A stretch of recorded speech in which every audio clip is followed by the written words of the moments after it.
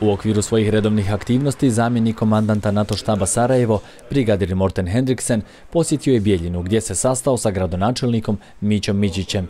Na sastanku je bilo razgovora o saradnji civilnih vlasti i oružanih snaga Bosne i Hercegovine stacioniranih na teritoriji grada Bijeljina. This is my second trip to Bijeljina, exactly 1 year after the first one. So it's nice to come back and to visit the unit here. It's important for me as the deputy commander of NATO HQ to get around and to get the impressions from the units on the ground.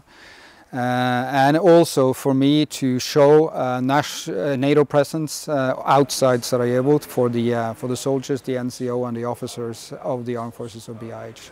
And going to these different locations, we also take the opportunity to visit the political authorities. And here today we had the opportunity to have a good conversation with the mayor.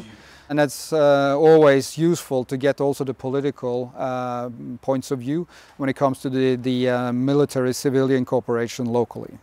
Nakon sastanka sa gradonačelnikom, delegacija NATO štaba Sarajevo posjetila je 3. pješadijski bataljon 5. brigade oružanih snaga BiH, gdje se upoznala sa aktivnostima ove jedinice.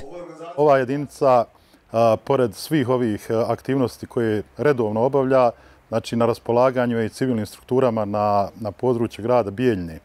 Danas smo imali priliku da posjetimo i gradonačelnika koji je sve riječi pohvale imao prema ovoj jedinici i aktivnostima koje je ova jedinica pružala u podršci civilnim strukturama vlasti na ovom području, pogotovo u onim kriznim situacijama kad se vojska pokazuje u punom kapacitetu.